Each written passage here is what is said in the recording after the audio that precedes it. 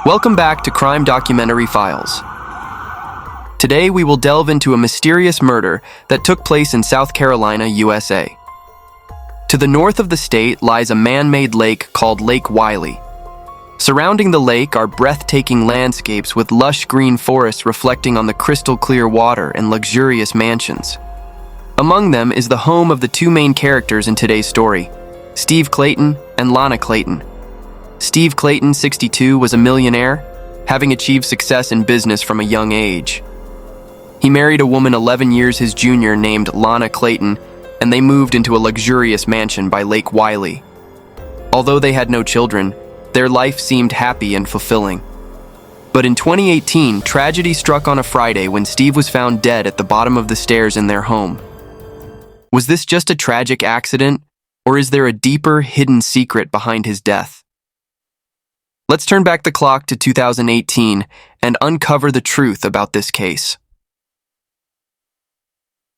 At around 11 a.m. on July 21, 2018, Lana went upstairs to the bedroom and found Steve still sound asleep. His health had been deteriorating recently, so Lana had been taking extra care of him. She placed his medication and other necessities on a small table next to the bed so that Steve could easily reach them when needed. As noon approached, Steve still hadn't woken up, so Lana decided to go outside and mow the lawn. About an hour later, she came back inside and found her husband lying face down and unresponsive at the bottom of the stairs. In a panic, Lana ran outside to seek help.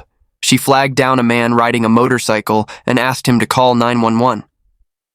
When the police and paramedics arrived, they found that Steve was no longer breathing. Lana was devastated and blamed herself for not being by his side. She thought, if I had stayed with Steve, maybe this tragedy could have been avoided. The victim, Steve, was born in Florida into a large family and was particularly close to his sister, Rosie Clayton. In his 20s, Steve started a physical therapy business for injured athletes, which quickly became a huge success. Outside of work, he was passionate about collecting art, enjoyed playing golf, and often relaxed by taking boat trips. At the age of 41, Steve decided to retire early to enjoy life. He deeply loved his family, especially his two nephews, Nick French and Chris Fagan. At the end of 2009, Steve moved from Florida to North Carolina. A year later, he met Lana online. She was 11 years younger than him and originally from Oklahoma. Their relationship quickly blossomed, and 3 years later, they were married in Charlotte. Although this wasn't the first marriage for either of them, their genuine love received enthusiastic support from family and friends.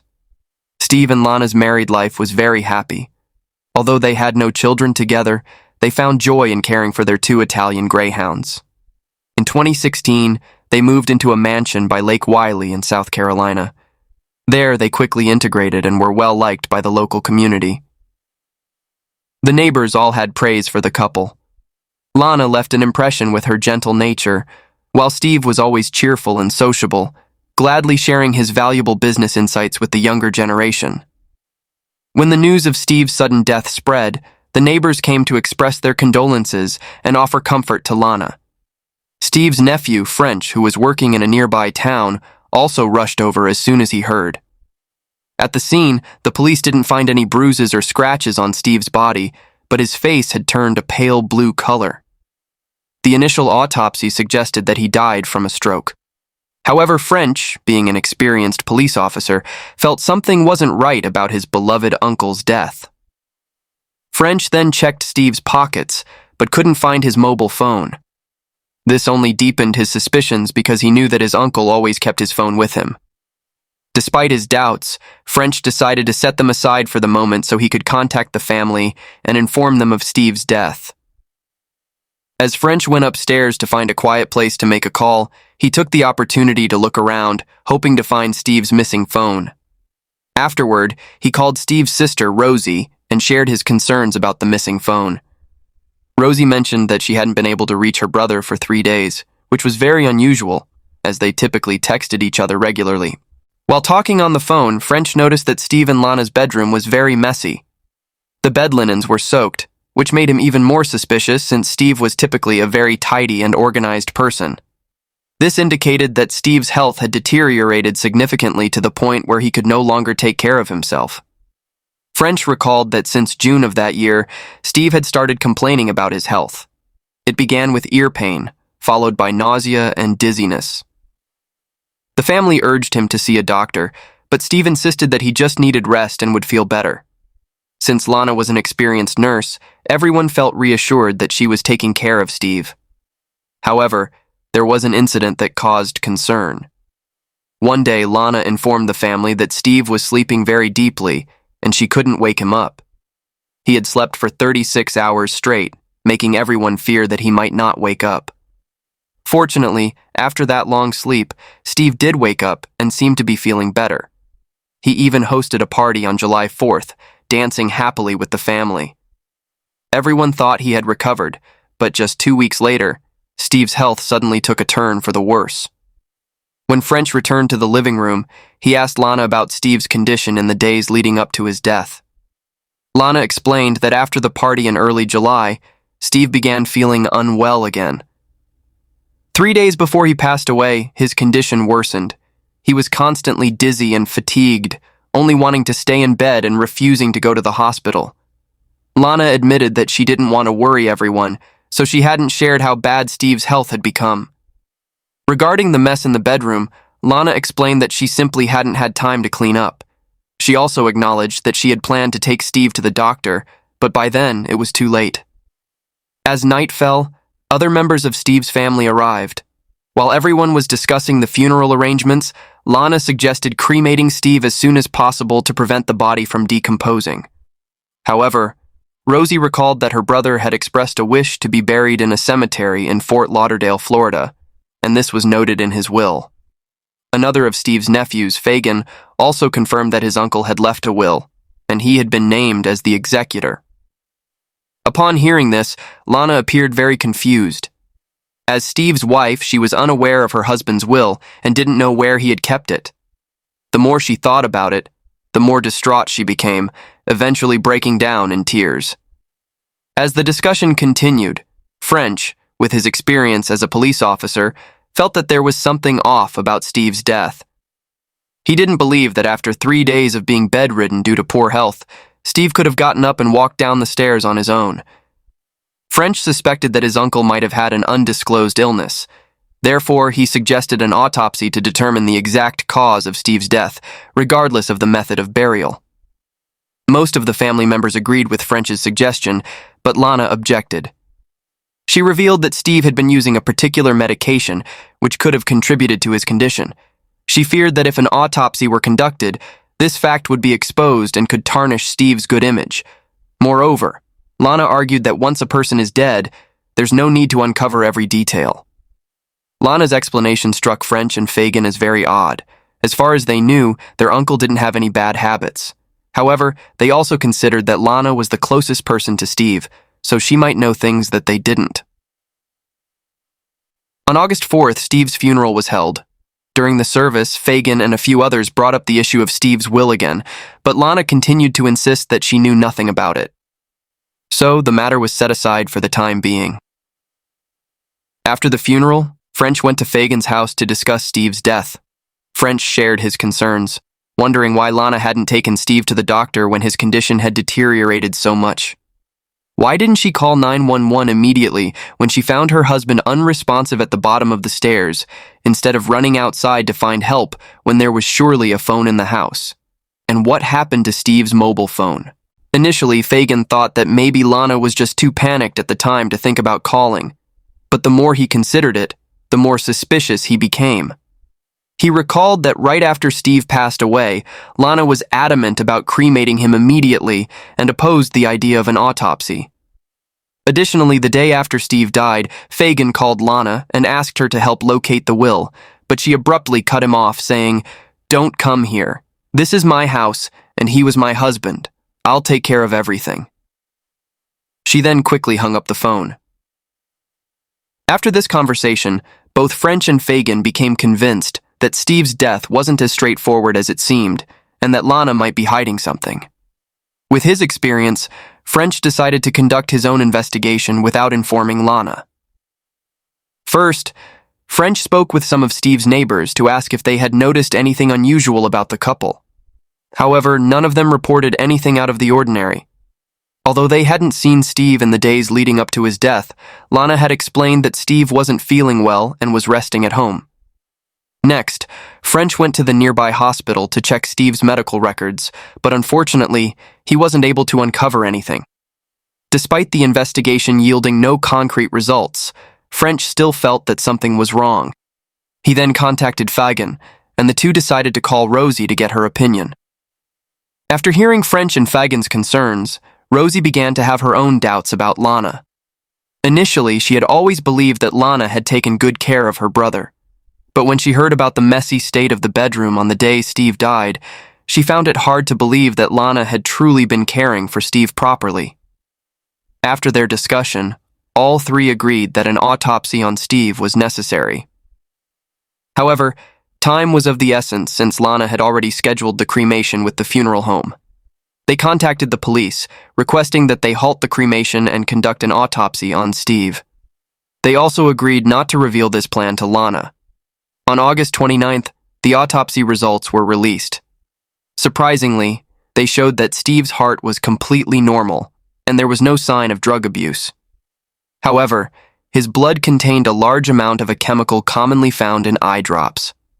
This chemical, while effective for reducing eye congestion and fatigue when used externally, can cause dizziness, nausea, and in severe cases, respiratory failure, decreased heart rate, and even death if ingested.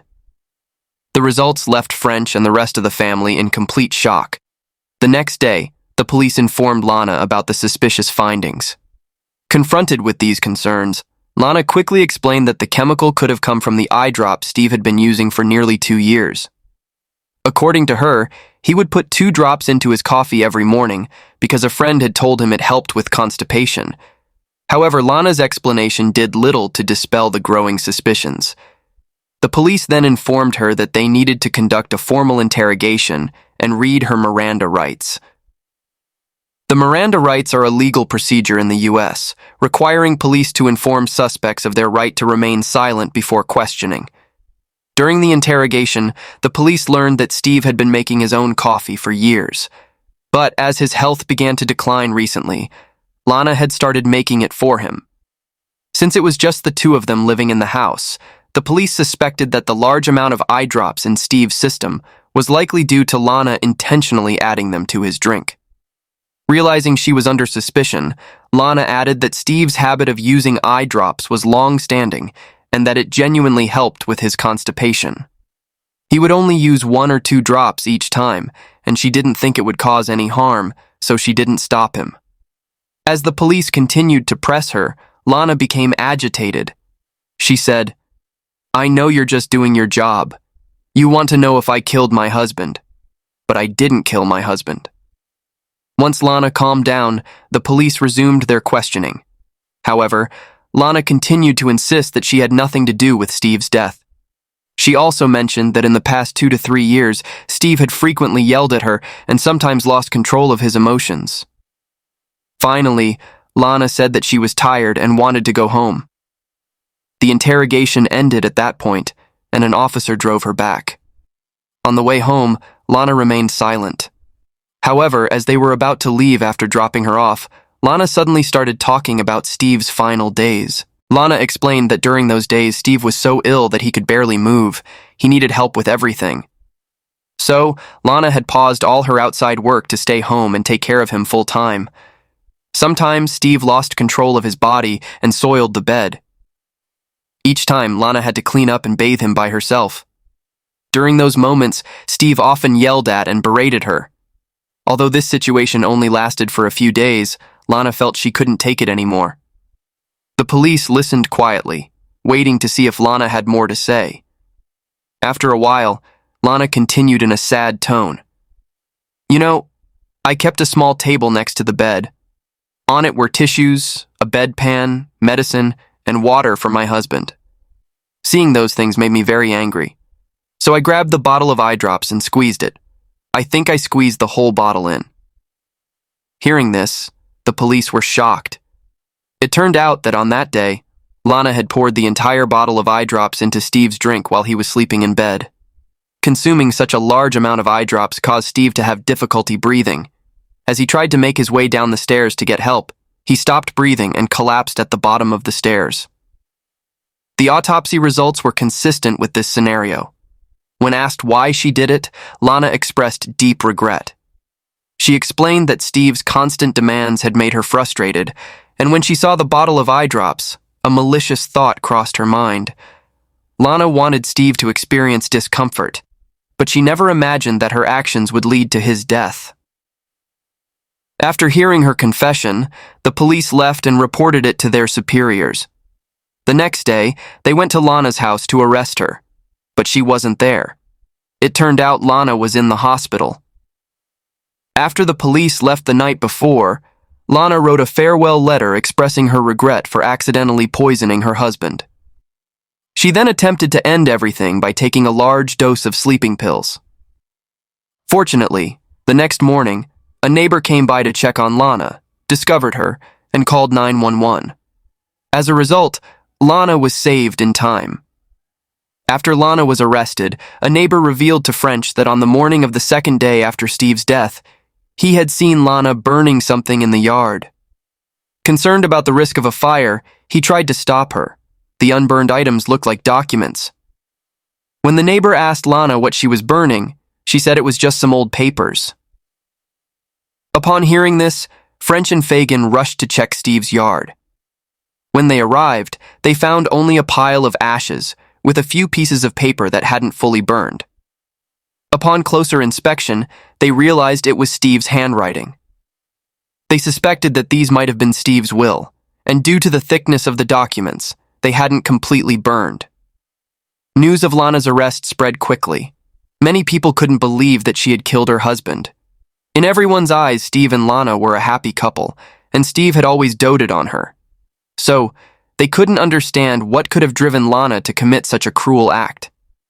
Some speculated that perhaps either Steve or Lana had been unfaithful, leading to a breakdown in their marriage. However, Steve's family strongly refuted these rumors. They insisted that Steve had always been faithful in all his relationships. As for Lana, her previous marriage had ended because her ex-husband had been unfaithful. Since marrying Steve, she had shown no signs of infidelity. Although Lana's motives remained unclear, the family was certain that infidelity was not the cause. As the police investigation deepened, the truth about Steve's death began to slowly come to light. 3 years after marrying Steve, Lana persuaded him to move from North Carolina to South Carolina.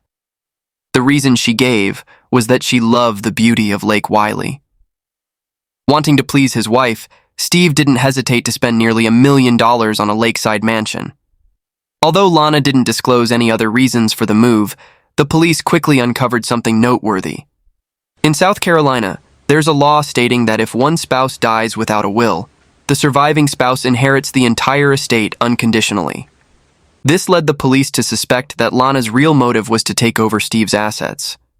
This could explain why she was so adamant that Steve didn't leave a will. If Steve had created a will that divided his assets, Lana might not have received the entire estate. This suspicion became even more pronounced, considering that Steve was particularly close to his 2 nephews, Fagan and French. During the investigation, the police also discovered that 2 years before Steve's death, he had an accident at home. The couple had recently moved to South Carolina at that time. Steve, an avid collector, had brought with him many pieces of art, including a very intricate crossbow that he kept in a cabinet in his collection room. One night, Steve suddenly woke up with a sharp pain in the back of his head. Lana was standing next to the bed with an innocent expression and asked him if he was okay. Steve felt his head and noticed a little blood, but the injury wasn't serious. Lana immediately apologized and explained that she found the crossbow fascinating and wanted to try loading an arrow. Not knowing how to use it, she brought it into the bedroom to ask Steve for help. Unfortunately, the crossbow accidentally fired and hit him in the head. Since Lana seemed genuinely remorseful, Steve not only didn't blame her but even comforted her, telling her not to feel bad.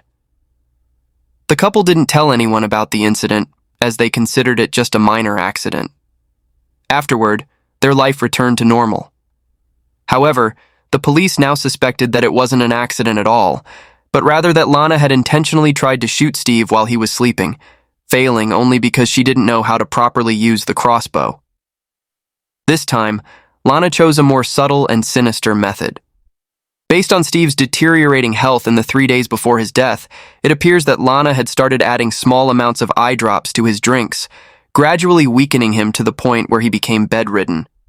Once the toxin had accumulated sufficiently, Steve lost all ability to move. On the day Steve died, perhaps driven by a strong survival instinct, he managed to get out of bed.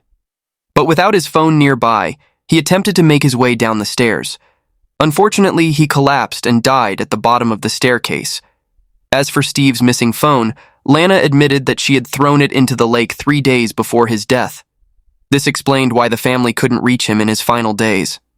Based on this evidence, the police speculated that Lana had planned to kill her husband to take over his entire estate. However, Lana insisted that she acted in a moment of anger, and even the crossbow incident 2 years earlier was just a reckless act. She only wanted to teach her husband a lesson and never intended to kill him. Lana also shared that she had been sexually abused by an uncle when she was a child. Later, after joining the Air Force, she was assaulted again at a military base. These experiences left her deeply fearful of domestic violence, which she claimed led to her impulsive actions toward her husband. However, Lana's defense wasn't widely accepted. People believed that using eye drops as a method of poisoning wasn't something most people would think of. Moreover, this wasn't a spontaneous act, but rather a prolonged poisoning process, indicating that this was not an impulsive decision, but a carefully calculated plan. 2 months after the incident, Lana Clayton's trial began at the South Carolina Circuit Court, and she was charged with murder. After multiple court sessions, in January 2020, the court delivered its final verdict. Lana Clayton was convicted of second-degree murder and sentenced to 25 years in prison without parole. Today's case has come to a close, but if it weren't for the persistence of Steve's nephew and sister, Lana's crime might never have been uncovered. Whether Lana acted out of sudden anger or premeditation, her actions led to irreversible consequences. This case serves as a painful reminder that sometimes those closest to us can be the greatest threat, and that justice must always be upheld by those who refuse to be deceived. Share your thoughts on this case in the comments below, and don't forget to like, subscribe, and stay tuned for more stories. Thank you for watching, and see you in the next video.